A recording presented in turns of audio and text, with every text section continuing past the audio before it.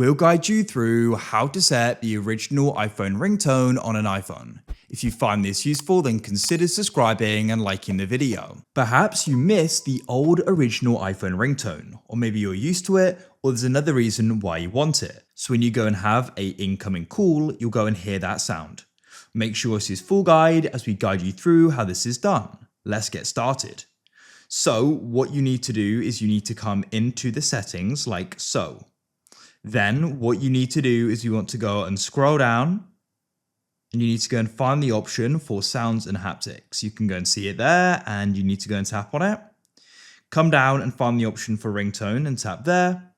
Next in here, you need to scroll down. At the moment, mine's set to reflection, which is the new one, but we want the original old one. So let's scroll down and you see the option for classic at the bottom. Then in here, you need to go and scroll down and find the option for opening and tap there. And as you can hear, it's now making that one.